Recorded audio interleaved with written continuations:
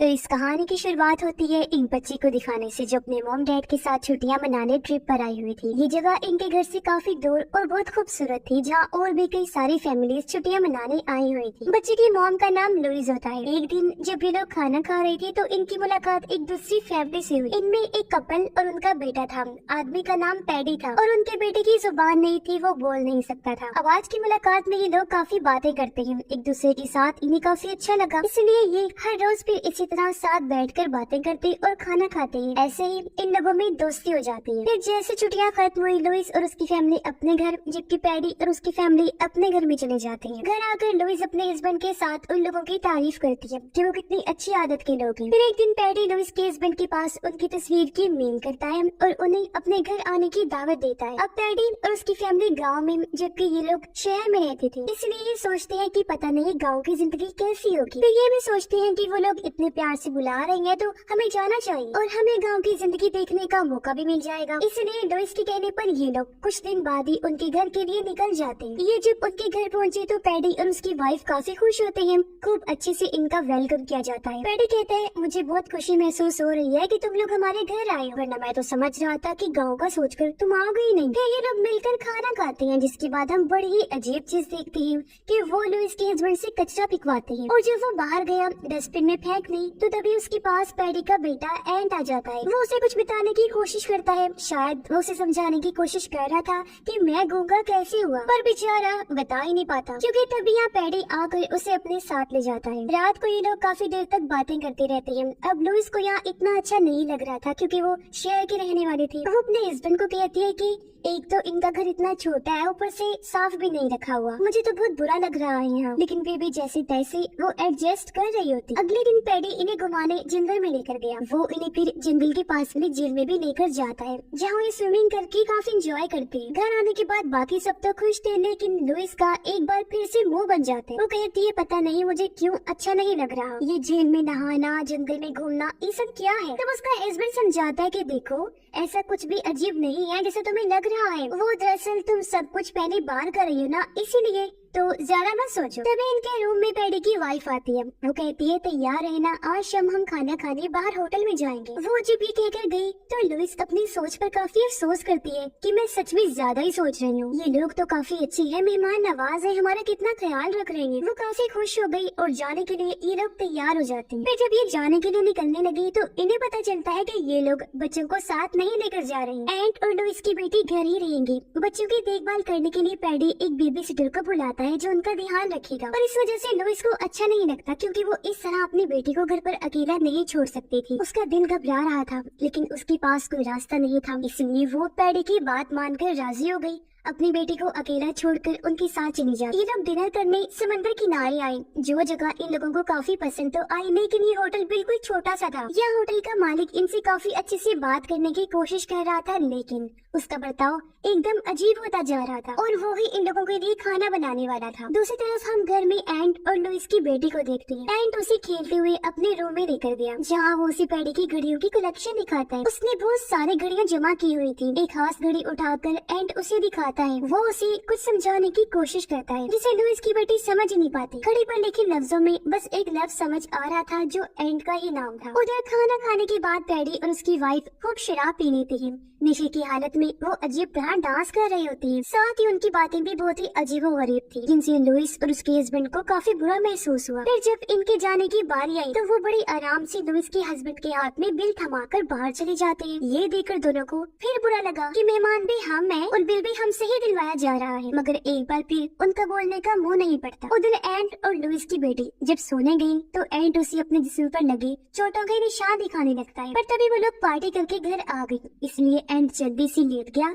सोने का नाटक करने लगता है। लुइस देखती है कि उनकी बेटी सो गई है, इसलिए वो अपने रूम में चले गई, जबकि पैडी और उसके हस्बैंड अपने रूम में चले जाते हैं। अब लुइस की अपने हस्बैंड के साथ बहस हो जाती है। वो कहती है कि ना तो मुझे ये लोग पसंद आ रहे हैं और ना ही इनकी हरकतें, मुझे बहुत बुरा फील हो रहा है, इसलिए चलो यहाँ से जितनी जल्दी हो सके, क्योंकि इतने टाइम से मैं बस एडजस्ट ही कर रही हूँ, यहाँ दिल से नहीं रह रही। इस पर उसका हस्बैंड कहते हैं, मेरी जान परेशान ना हो और रिलैक्स हो जाओ, जितनी जल्दी हुआ हम चले जाएंगे यहाँ से। फिर ये दोनों एक दूसरे को संभालते हैं, जिसके बाद सो जाते हैं। पर इन्हें छुपकर पैडी देख रहा होता है। आधी रात को लुइस की आंख खुली। उसे अपने बेटे की फिक्र हो रही थी, इसलिए वो उसे चेक करने जाती है। पर वो ये देखकर काफी दंग रह गई कि उसकी बेटी तो एंट वाले कमरे में है ही नहीं जहाँ वो सो रही थी। लुइस घबराते हुए पैडी के रूम में गई चेक करने। वो देखती है कि उसकी बेटी पैडी और उसकी वाइफ के बीच में सोई हुई है और पैडी तो अजीब हालत में बिना कपड़ों के लेटा हुआ है। ये देखकर तो लुइस का दिमाग खराब हो गया। वो अपने बेटे को उठाकर जल्दी से अपने कमरे में आ जाती है। अपने हस्बैंड को कहती है कि उठो जल्दी, अब मैं एक सेकंड यहाँ रुकने वाली नहीं हूँ, चलो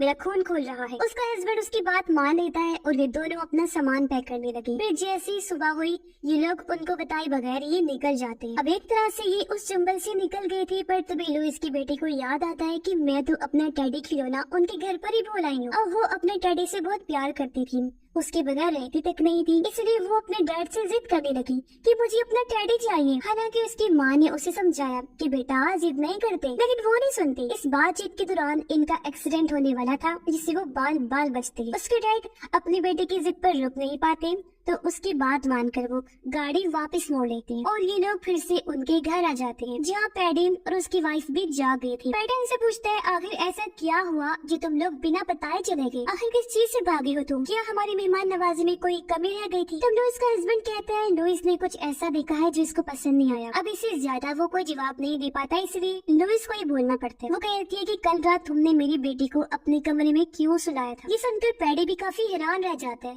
पर जब वो कोई जवाब नहीं दे पाता तो उसकी सफाई में उसकी वाइफ बोलती है। वो कहती है कि हमारी भी एक बेटी थी जिससे हम दोनों बहुत प्यार किया करते थे, लेकिन एक बीमारी की वजह से उसकी मौत हो गई है। हम अपनी बेटी को याद करते हैं और हमें बच्चियां बहुत पसंद है। अब तुम्हारी बेटी रात को तुम्हें आवाजें लगा रही, पर तुम दोनों तो सो रही थी, तुमने उसकी आवाज नहीं सुनी, इसलिए मैंने उसे उठाया और उसे लाकर अपने पास सुला दिया। अगर तुम्हें बुरा लगा है तो उसके लिए माफ करना, दोबारा ऐसी शिकायत का मौका नहीं मिलेगा। अब उसकी इस झूठी कहानी पर इन दोनों को भी यकीन आ जाता है, क्योंकि वो रो रही थी और ये उन्हें माफ कर देती है। जहाँ वो पहले गुस्से में घर छोड़कर जा रही थी, पर अब गलती का एहसास होने पर वो कुछ और दिन इधर ही रहने का फैसला करते हैं और पहले की ही तरह ये लोग एक दूसरे के साथ घुल मिल जाते। अब एक दिन जब ये लोग मिलकर खाना खा रहे थे, तो यहाँ भी पैडी की वाइफ उनकी बेटी के साथ ज्यादा ही फ्री हो रही थी, जबकि अपने बच्चे एंट पर इनका ध्यान ही नहीं था। इसलिए लुइस भी बोल पड़ती है कि तुम इतना मत समझाओ मेरी बेटी को, इसकी माँ मैं हूँ। इसलिए पैडी की वाइफ फिर से उससे माफी मांगती। अब लुइस की बेटी अपनी परफॉर्मेंस दिखाना चाहती थी, क्योंकि उसने डांस के स्टेप सीखी थी जो वो इन्हें करके दिखाती है। तब उसके साथ एंट भी डांस करने लग जाता है। अब एंट हमेशा उदास रहता था, लेकिन आज वो पहली बार एंजॉय करते खुश नजर आ रहा था। लेकिन उसकी खुशी उसके बाप पैडी से बर्दाश्त नहीं हुई थी, क्योंकि वो लुइस को बीच में ही टोक देता है कि तुम ठीक नहीं कर रहे, ये किस तरह का डांस कर रहे हो, क्या तुमने सीखा नहीं? बार बार उसे बुरी तरह डांटता है। पर इस चीज को देखकर लुइस की बेटी काफी डर जाती है, जिसके बाद दोनों बच्चे फिर से डांस करने लगे। लेकिन इस बार भी जब एंट ने गलती की तो पैडी को फिर से गुस्सा आ गया। इस बार तो वो उसे अपना जूता फेंक के मारता है, जो देखकर लुइस को बहुत बुरा लगता है। इसलिए वो बोल ही पड़ी कि ये क्या कर रहे हो? ये कोई तरीका है बच्चे से पेश आने का? क्या हो गया अगर उसने गलती कर दी तो? ऐसा नहीं करना चाहिए तुम्हें, बच्चे है वो। तो लुइस अपने हस्बैंड को भी साइड में लेकर गई। कहती है कि मुझसे अब और बर्दाश्त नहीं हो रहा, मैं मजीद यहाँ नहीं रुक सकती, तो जल्द से जल्द चलो यहाँ से, क्योंकि अब तो ज्यादा ही चीजें खराब होती जा रही हैं। इसके बाद पैडी जाकर सो जाता है। तो मौके का फायदा उठाकर एंट उसके पास से चाबियां चुरा लेता है। फिर खेलने के बहाने वो लुइस की बेटी को लेकर एक शेड में जाता है। शेड का दरवाजा खोलकर अंदर आया, फिर एक खुफिया दरवाजा खोलकर उसे नीचे लेकर जाता है, जहाँ दुनिया भर की बहुत सारी चीजें पड़ी हुई थी। सामान वाले बैग्स थे, बच्चों के बैग्स थे, फोन थे, ग्लासेस थे, जूते थे और पता नहीं क्या कुछ था। बिल्कुल वैसे सामान की कलेक्शन थी जैसी पैडी के पास उन घड़ियों की थी। इसके बाद एंट उसे एक फोटो एल्बम दिखाता है, जिसमें पैडी और उसकी वाइफ की अलग अलग फैमिलीज के साथ तस्वीरें थी, और हर तस्वीर में पैडी और उसकी वाइफ के साथ अलग ही बच्चा था। उन्हीं में से एक तस्वीर में एंट भी था, लेकिन इनके साथ नहीं बल्कि अपनी असली फैमिली के साथ, क्योंकि पैडी और उसकी वाइफ उसके असली मॉम डैड नहीं थी। वहाँ उसकी जुबान भी थी, जिससे हम समझ पाते हैं कि उन लोगों ने एंट के साथ कुछ ऐसा किया कि उसकी जुबान नहीं रही, मतलब उन्होंने ही उसकी जुबान को काटा होगा, क्योंकि वो उनका असली बेटा नहीं था, इसलिए तो वो उसके साथ इतना बुरा बर्ताव करते थे। तो अब हमें बताया जाता है कि असल में ये दोनों कौन है। तो पैडी और उसकी वाइफ दोनों दरअसल सीरियल किलर हैं, मतलब ये पागल हैं और लोगों को बेरहमी से मार दिया करते हैं। ये नई नई जगहों पर ट्रिप्स पर जाते हैं, फिर वहाँ उन फैमिलीज को फंसाते हैं जिनका सिर्फ एक ही बच्चा हो, उनसे दोस्ती बढ़ाते हैं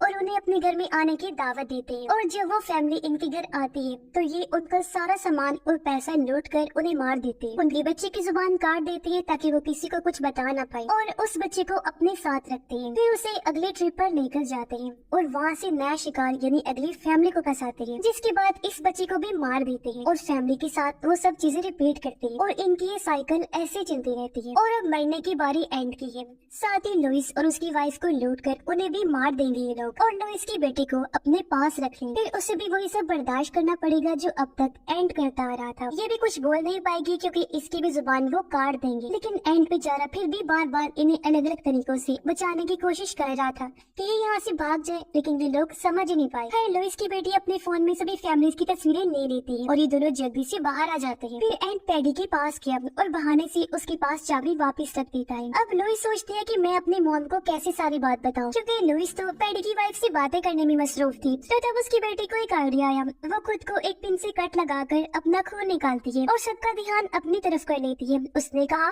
कि मेरे कपड़ों पर पता नहीं कैसे खून लग गया है, इसलिए लुइस उसे वॉशरूम में लेकर जाती है। उसकी बेटी को मौका मिल गया था अपनी मॉम से बात करने का, इसलिए वो उन्हें उन फैमिलीज की सारी तस्वीरें दिखाती है और पैडी और उसकी वाइफ की सच्चाई भी बताती है, जो सुनकर लुइस की होश उड़ जाती है। पर वो अपनी बेटी को यही कहती है कि बेटा ऐसा कुछ नहीं है जैसा तुम सोच रही हो, ताकि उसकी बेटी परेशान ना हो। वो उसे रिलैक्स करती है, पर लुइस समझ जाती है कि कुछ भी ठीक नहीं, यहाँ तो बहुत बड़ी गड़बड़ चल रही है। ये बहुत खतरनाक लोग हैं और हम लोग बुरी तरह यहाँ पर फंस गए हैं। तभी लुइस बाहर आई।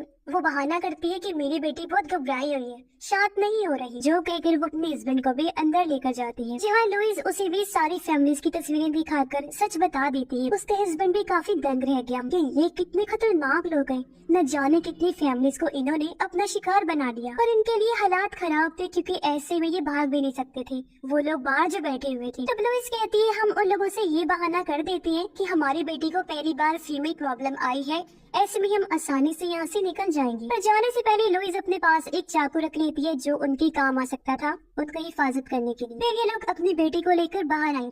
उनसे कहते हैं वो दरअसल हमारी बेटी पहली बार है, इसीलिए वो डरी हुई है, घबरा रही है, अपने घर जाना चाहती है। अब एक तरफ जहाँ ये लोग घर जाने की जिद कर रही थी, तो पैडी इन्हें रोकने की पूरी कोशिश कर रहा था, पर ये लोग उसकी बात नहीं सुनती। इन्होंने फैसला कर लिया था। लेकिन जब भी लोग बाहर आए तो देखते हैं कि इनकी गाड़ी का टायर तो पंक्चर हो गया है। तब यहाँ पैडी कहता है कोई बात नहीं, टेंशन ना लो, मैं इसे 5 मिनट में ठीक कर दूंगा। पैडी लोग इसके हस्बैंड को वहाँ लेकर जाता है जहाँ सारे औजार पड़े हुए थे। अब हालांकि वो साथ जाने से डर रहा था कि कहीं पैडी मेरे साथ कुछ कर ना दे, लेकिन पैडी औजार लेकर वापस आया और टायर ठीक कर देता है, यानी फिलहाल वो इनके साथ कुछ नहीं करता। पर जब ये लोग गाड़ी में बैठने लगे तो तभी इनकी नजर उनकी बेटी के टेडी पर जाती है, जो दीवार पर काफी ऊपर किसी ने रख दिया था। पैडी कहता है अरे यार ये जरूर एंड की शरारत होगी, जो कहकर वो सीढ़ी लगाता है और लुइस के हस्बैंड को ऊपर जाकर टेडी लाने को कहता है। पैडी अभी भी कुछ नहीं करता। लुइस के हस्बैंड टेडी लेकर आया, जिसे खुद अपने हाथों से पैडी उनकी बेटी को देता है। अब तक सब ठीक चल रहा था, लेकिन जैसे लोग गाड़ी में बैठकर यहाँ से जाने लगे थे, तभी उनकी आंखों के सामने पैडी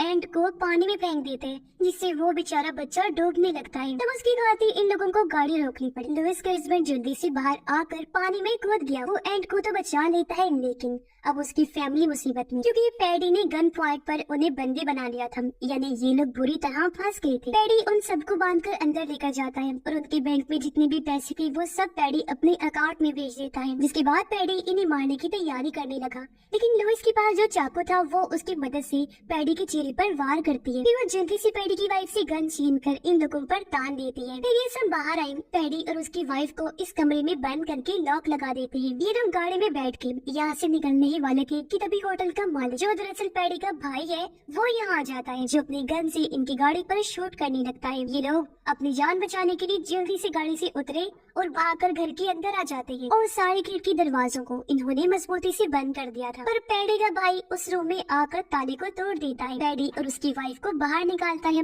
यानी इंसान के रूप में छुपे हुए ये जानवर एक बार फिर से आजाद हो गए थे। ये लोग सबसे पहले घर की लाइट्स ऑफ कर देते हैं ताकि हर तरफ अंधेरा छा जाए। और जैसा कि पैडी और उसकी वाइफ को पता था कि घर के अंदर जाने का कौन कौन सा रास्ता है, तो उन रास्तों की मदद से ये तीनों घर के अंदर घुस जाते हैं। जैसे पैडी आगे बढ़ा, उसके सामने लुइस आ गई। उसके हाथ में तेजाब था जिसे वो पैडी के ऊपर डाल देती है और बच्चों को लेकर बाहर की तरफ भागने लगती है। पैडी का भाई जैसे सामने आया, लुइस के हस्बैंड उस पर हमला कर देता है। इन दोनों की लड़ाई शुरू हो गई, पर पैडी का भाई उसे पकड़कर काबू कर लेता है और जान से मारने की कोशिश करता है, लेकिन तभी पीछे से लुइस आ जाती है। वो उसके सर में हथौड़ी घुसा कर हमला कर देती है, जिससे मौके पर ही पैडी के भाई की मौत हो जाती है। जिसके बाद लुइस और उसके हस्बैंड बच्चों को लेकर छत पर आ गई, क्योंकि वो सीढ़ी के जरिए यहाँ से भागने का प्लान बना रही थी। लुइस पहले अपने हस्बैंड को फिर दोनों बच्चों को सीढ़ी के जरिए बाहर भेजती है, लेकिन तभी इन्हें पता चला कि पैडी की वाइफ गन देकर इनका पीछा कर रही है। फिर वो भी आखिर उस रूम तक आएगी। फिर जब वो बाहर गई, इन लोगों को देख लेती है, लेकिन इससे पहले कि गोली चलाती, लुइस जो वहाँ पर छुपी हुई थी उस पर जोरदार हमला कर देती है, जिससे वो नीचे आकर गिरी और इस तरह पैडी की वाइफ की भी मौत हो जाती है। लेकिन उसके गिरने की वजह से सीढ़ी भी गिर गई थी, यानी कि अब इनका उतरना मुश्किल हो गया था। अब लुइस का हस्बैंड अपनी जान पर खींचकर नीचे कूद गया। वो सीढ़ी को खड़ा कर देता है, जिससे वो तीनों भी नीचे आ जाते हैं। लेकिन इससे पहले वो यहाँ से निकलते तब यहाँ आ गया पैडी, जो उनकी बेटी को पकड़ लेता है। वो लुइस और उसकी वाइफ से कहता है कि तुमने मेरी वाइफ की जान ली है, जिस वजह से मैं अकेला रह गया हूँ, इसलिए अब मैं जान के बदले जान लेना चाहता हूँ। तुमने मेरी बीवी को मारा, मैं तुम्हारी बेटी को मार दूंगा। लेकिन लुइस की बेटी, जिसके पास बेहोशी का इंजेक्शन था, वो उसे फौरन ही पैडी को लगा देती है। कुछ ही सेकंड्स में इंजेक्शन ने अपना काम किया और पैडी बेहोश हो जाता है। अब लुइस का हस्बैंड चाहता तो उसे खुद मार सकता था, लेकिन वो ये मौका एंड को देता है ताकि वो अपना बदला ले सके, क्योंकि पैडी ने उसे इतनी तकलीफ जो दी थी। इसलिए एंड एक पत्थर लेकर आया और उसे पैडी को जोर जोर से मारने लगता है। वो अपने दिल की अच्छे से भड़ास निकालता है और उसे तब तक मारता रहता है जब तक पैडी की मौत नहीं हो जाती। सारी मुसीबत को निपटाने के बाद वो गाड़ी में बैठे और यहाँ से निकल जाते हैं। अब लुइस और उसके हस्बैंड ने अपने साथ साथ दोनों बच्चों को भी बचा लिया था। ये लोग एंड को अकेले नहीं छोड़ते और उसे अपने साथ ले लेते हैं। एंड की आंखों में एक नई उम्मीद थी जो उसे इस फैमिली से मिली थी, यानी जहाँ पैडी और उसकी वाइफ ने इसकी और न जाने कितने लोगों की जिंदगी बर्बाद कर दी, तो अब कोई भी उनका शिकार नहीं हो पाएगा। उस बुराई का तो हमेशा के लिए खात्मा हो गया है। साथ ही इन लोगों की किस्मत अच्छी थी जो ये भी बच गई, और इसी के साथ ये फिल्म भी इधर ही खत्म हो जाती है।